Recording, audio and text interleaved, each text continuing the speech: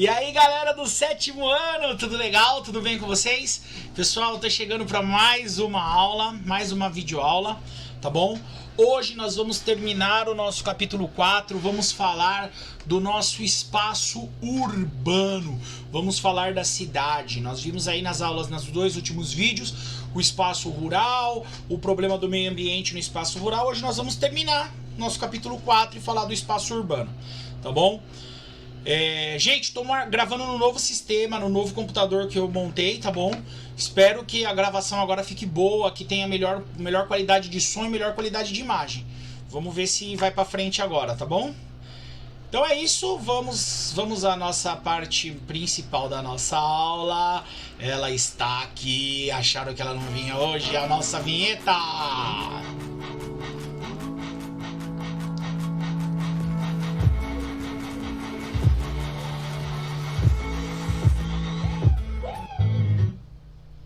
Bom, acabou a nossa vinheta, vamos falar do nosso espaço urbano. Pessoal, página 382. No final desse vídeo eu vou falar da avaliação, vou falar de algumas coisas, então assiste o vídeo até o final que é importante, tá? 383, vamos falar do espaço urbano. Galera, esse gráfico aqui, ele é muito importante para nós aqui em geografia. Vocês vão ver ele depois no ensino médio, vira e mexe vocês vão ouvir falar desse gráfico. O que é esse gráfico? Qual a importância desse gráfico?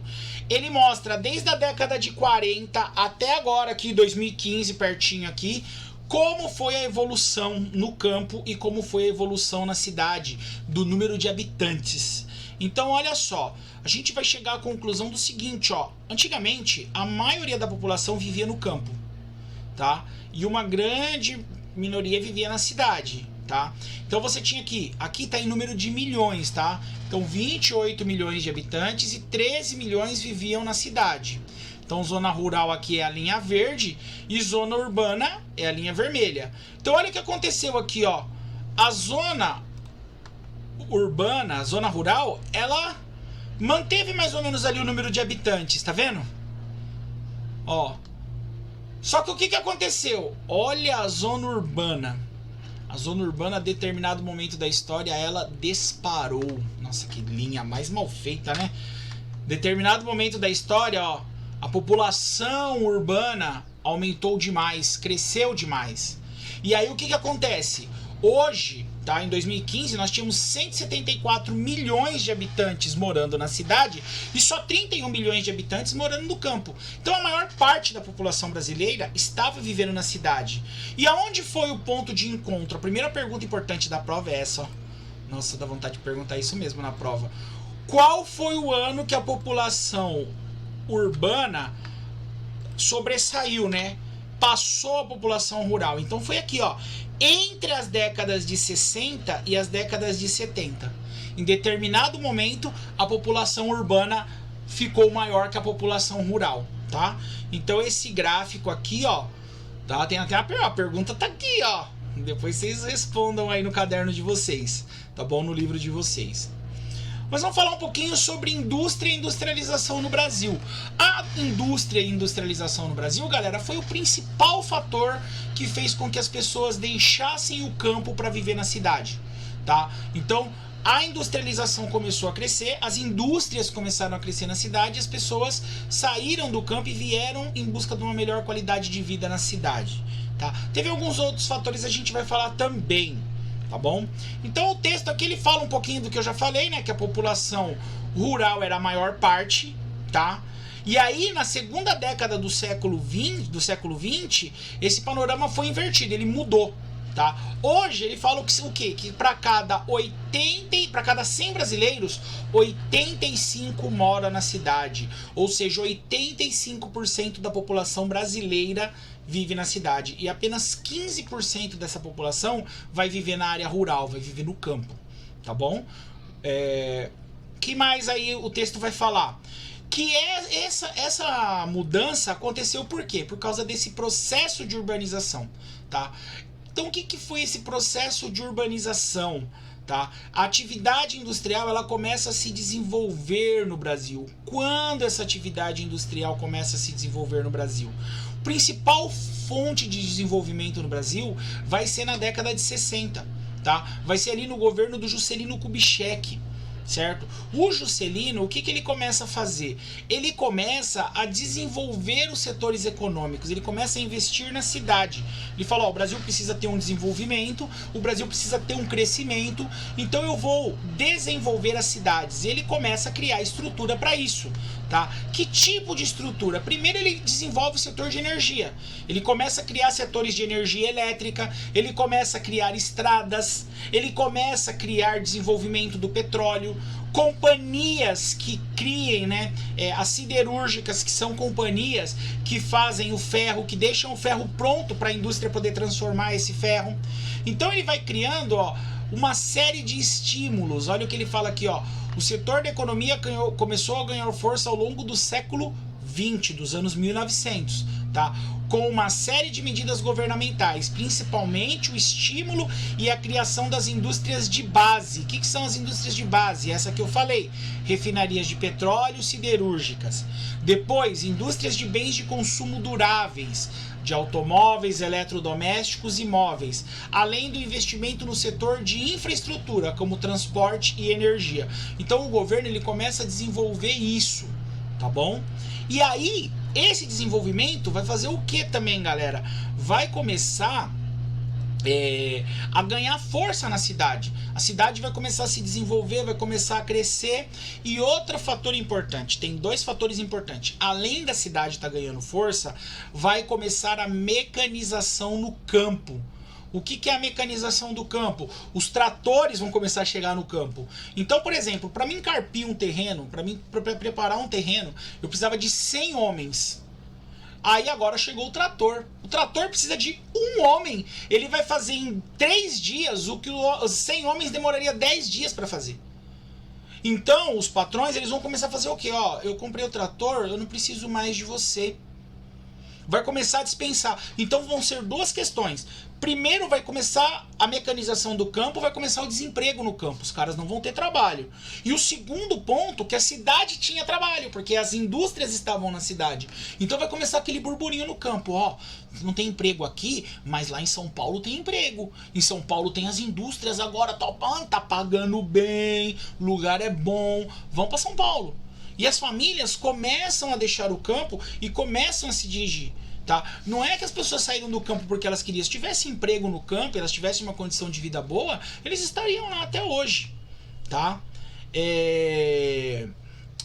Que mais o texto nosso vai falar, né? E aí começa, né, gente? A mecanização do campo vai eliminar os postos de trabalho e aí as pessoas vão começar a deixar o campo e vir para a cidade.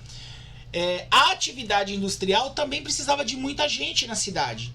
Ela também precisava de pessoas, porque quanto mais gente, mais barato eu pago. Se tiver só 5 trabalhadores para as empresas, aí os caras, não, então eu não quero, se você não me pagar R$200 eu não vou, tá?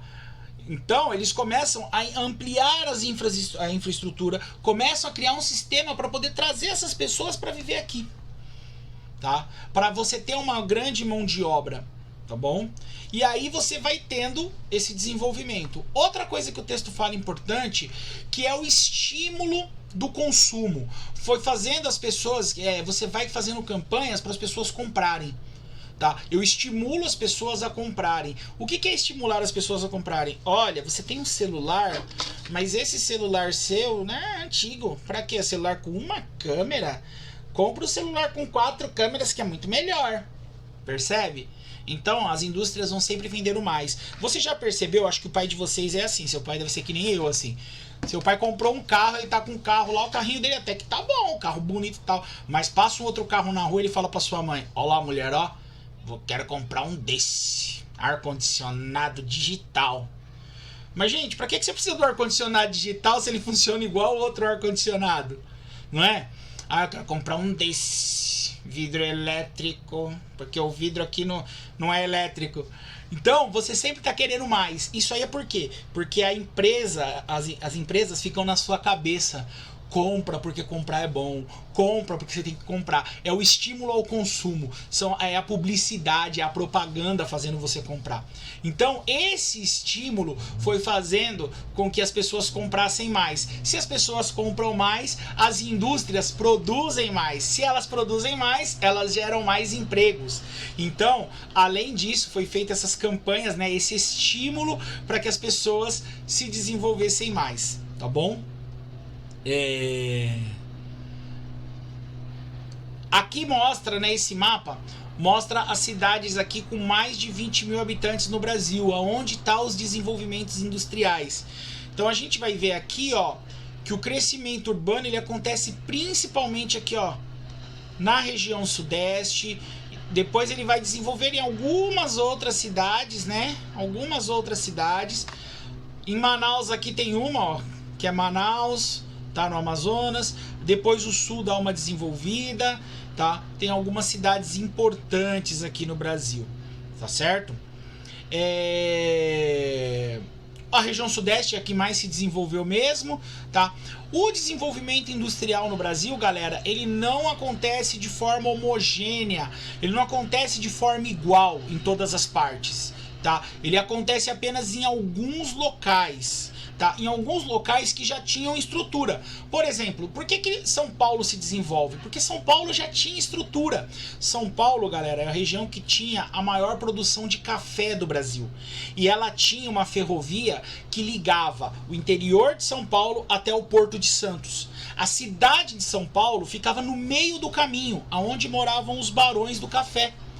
Então a cidade, ela tinha um sistema de transporte, ela já estava desenvolvida, ela já tinha um sistema elétrico, por isso que as primeiras indústrias vão chegar nessa região, tá? Então, ela já estava desenvolvida. Olha aqui, ela fala no texto, ó, essa região possuía uma infraestrutura urbana e de transporte desenvolvida para a economia cafeeira.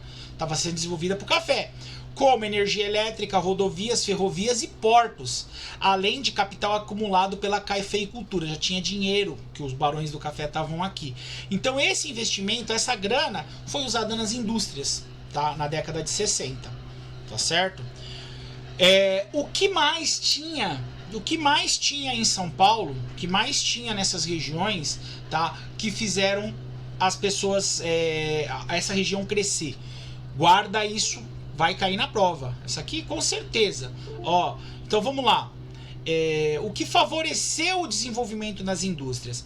Primeira coisa, disponibilidade de mão de obra qualificada para o trabalho nas indústrias. Então São Paulo tinha gente para trabalhar na indústria. Então, primeira coisa, tinha mão de obra, tinham trabalhadores, certo? Segunda coisa, tinha matéria-prima próxima às fábricas, tinha matéria-prima para os produtos, então tinha condições da gente produzir. Tem trabalho, tem matéria-prima. Segunda coisa, infraestrutura adequada, tá? Tinha energia, tinha estrada, tinha porto. Então, isso era importante. Outra coisa, tinha pessoas para comprar os produtos. Então, guardem isso aqui. Quando eu falar quais foram os motivos que facilitaram o desenvolvimento da atividade industrial, pode marcar essa pergunta. Quais foram os motivos que facilitaram o desenvolvimento da atividade industrial? Mão de obra qualificada, matéria-prima, infraestrutura e mercado consumidor. Tá bom? Gente, esse desenvolvimento gerou o que a gente vai chamar de regiões metropolitanas. O que são as regiões metropolitanas? Tá?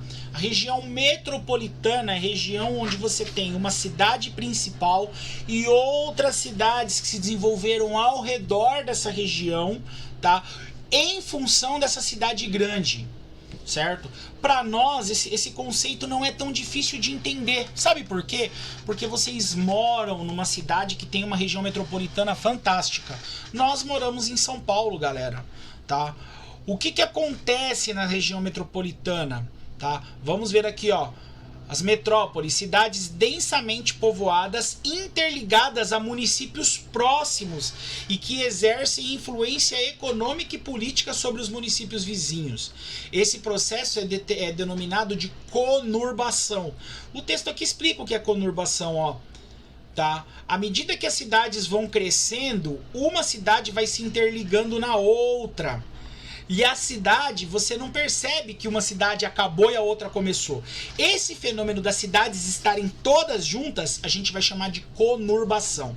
Professor, não entende. Vou tentar explicar para vocês. O negócio é o seguinte. Já foram para Guarulhos? Já foram buscar alguém no aeroporto? Você tá em São Paulo, tá no carro ali na Marginal. De repente você tá em Guarulhos, você não viu aonde acabou São Paulo e começou Guarulhos. Porque Guarulhos cresceu tanto e São Paulo cresceu tanto que você não entende aonde é a divisão. Você não entende onde é a divisa. Ela tá junta, ela se juntou. Os municípios ficaram unidos. Ó, o texto fala aqui, ó, acabam se unindo. Isso é o que a gente chama de conurbação. Quando uma cidade junta-se na outra. Quer ver outro exemplo? Já foram pro fantástico mundo de Osasco. Osasco, quando você vai de carro, é a mesma coisa. Você tá na Marginal, de repente você tá em Osasco. Já chegamos em Osasco, parece que eu tô em São Paulo, prédio, farol, trânsito, tá? Você tá em Osasco e é São Paulo. Barueri é a mesma coisa. É a mesma coisa. Uma cidade acaba e a outra começa e você não percebe, tá bom? Então, a região metropolitana de São Paulo aqui, galera, conta com um monte de cidades. Um monte de cidades, tá? Cidades que dependem da cidade de São Paulo. As pessoas trabalham em São Paulo, estudam em São Paulo, tá? Estão em São Paulo diariamente, certo? E durante a noite vão para suas casas para dormir em municípios vizinhos, tá? Em municípios que vão formar essa região metropolitana, certo? Então olha só o que o texto vai falar aqui, anotem isso aí que é importante. Regiões metropolitanas constituem um grupo de municípios que recebem a influência de uma cidade, geralmente de uma metrópole, estabelecendo com ela uma forte relação de independência econômica. Por que temos uma forte relação de dependência econômica? Porque a economia que movimenta é a de São Paulo. É São Paulo que dá emprego para todo mundo. É São Paulo que dá cultura, é São Paulo que tem os melhores médicos e as pessoas vêm das cidades vizinhas para ficar aqui. Como elas não têm dinheiro para morar em São Paulo, elas vão morar na cidade vizinha, dormem. A gente chama essas cidades de cidades dormitório. As pessoas trabalham em São Paulo, vivem em São Paulo e vão à noite para dormir nas suas cidades, tá bom? Então isso aqui é uma coisa fundamental. E aí nós vamos chegando aqui nas partes finais, que são duas partes para encerrar esse texto, tá? Os problemas urbanos, as cidades, galera, começaram a crescer muito. As regiões metropolitanas começou a crescer muito. E aí começou a vir um monte de gente viver nas cidades. Essas pessoas começaram a viver nas cidades, mas nem tudo foi maravilha. Começou a ter problema. Que tipo de problema? Não tem lugar para morar. O esgoto está correndo a céu aberto. Trânsito, poluição do ar, poluição do solo. Então começou a gerar problemas nas cidades. Então quais são os problemas urbanos? Tá? Olha só o que o texto vai falar aqui.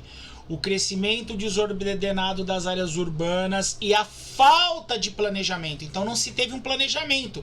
Começou a crescer, as pessoas começaram a invadir, começou a dar problema. Então quais são os problemas? Tá? Primeira coisa, tá? Saneamento básico ineficiente. Ocupação em áreas impróprias. Olha essa ocupação. Aqui na frente do meu apartamento, aqui, quando eu abro a janela, eu vejo isso aqui, ó. Tá? A favela foi subindo, né? A comunidade, vamos falar um nome bonito, comunidade. A comunidade foi invadindo o morro. Então o cara não tinha lugar para morar, ele foi construindo. E daqui uns dias vem outro, constrói aqui, constrói, vai aumentando. Então a comunidade vai crescendo e vai subindo o morro, tá? Então, primeiro, não tem saneamento básico. O que é saneamento básico, professor? Água e esgoto. Não tem o básico, não tem o saneamento, não tem coisa para as pessoas se limparem, para fazer o saneamento básico do seu corpo. Então falta água e falta esgoto. Depois, ocupam áreas impróprias. Depois, falta saúde, falta educação, tá? Falta transporte. São esses os problemas que vão começar a existir. Então o texto aqui, grifem, leiam com calma, tá? certo? Essas atividades, galera, vão fazer com que as pessoas comecem a ter problemas, comecem a ir morar cada vez mais longe, comecem a viver em lugares cada vez piores, porque você tem um emprego ruim, você não tem uma condição boa de moradia, você vai vivendo nessas situações. Isso vai gerar um outro problema, que é o problema final. Lembra que nós vimos os problemas ambientais no campo? Imagine os problemas ambientais da cidade, tá? Então vamos ver aqui. Conforme a cidade vai crescendo, os problemas ambientais vão chegando. O texto traz alguns, tá? Eu grifei aqui para vocês os pontos, marquem no caderno. Emissão de gases poluentes, então muitos gases na atmosfera.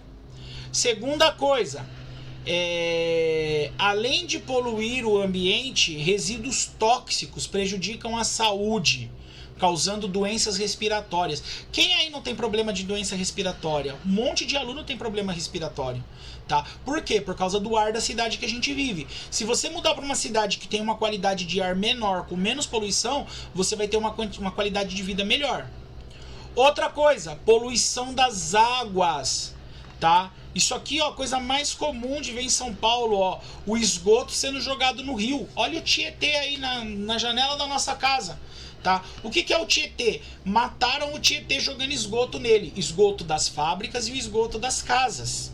Tá? Então você mata um rio maravilhoso que podia servir ali de uma fonte de alimento, de uma fonte de lazer para as pessoas. Tá? Acabou o rio. Outra coisa, precariedade na distribuição de água e no tratamento do esgoto. A água é mal distribuída, tem lugar que ainda não chega água. O esgoto não é tratado. A condição de moradia, olha essa condição de moradia, gente, na beira do rio, na beira do esgoto. Isso aqui é esgoto, é poluição, ó. Tá? Outra coisa, quando chove aqui, esse rio provavelmente alaga, invade a casa, tá? Outro problema, coleta de resíduos sólidos. Temos dificuldade na coleta do lixo, não é todos os lugares que o lixo é coletado de forma tranquila, tá? Então, também, olha lá, olha só o estado da imagem, tá? E aí, por último, né, e não menos importante, as enchentes, que também são decorrência de um monte de coisa, de lixo, de falta de planejamento, e aí é um outro problema urbano. Esses são os principais problemas, tá bom? Galera, o negócio é o seguinte, espero que vocês tenham gostado da nossa aula de hoje. Nós vamos agora, vou dar as orientações aqui pra gente terminar o nosso bimestre, tá? Nossa prova, deixa eu ver aqui a nossa prova do 7º ano, foi marcada para o dia 23, quinta-feira da semana que vem, se eu não estou enganado, às 10 da manhã, tá? Então, quinta-feira da semana que vem, dia 23, teremos nossa prova. Isso significa o seguinte, que nós já estamos aqui praticamente encerrando essas semanas, tá? Então, nós vamos agora, nas próximas aulas, fazer algumas lives de correção. Então, vocês vão fazer o seguinte, pode terminar aqui o livro da página 389, 390, 391 e 392, tá? 392. Podem terminar o livro.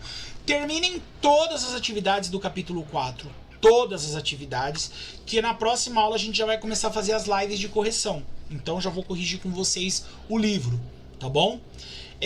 A prova vai valer 10 pontos. Lembra aquela primeira nota que eu coloquei para vocês? Vai somar com a prova e vai dividir por 2 para a gente chegar na nota do nosso bimestre. Então tem uma nota que eu já dei para vocês mensal, vai somar com a nota agora da prova para a gente chegar na nota final. Tá bom? As atividades que tem lá no Classroom, quem for mal na prova eu vou usar como recuperação, tá bom? Vai ser a prova de recuperação as atividades do Classroom. Então deixem feitas as atividades do Classroom, pois elas valem pontos, tá bom? Atividade 1 e 2 desse bimestre vai valer 1 ponto cada um aí na nossa recuperação, tá certo?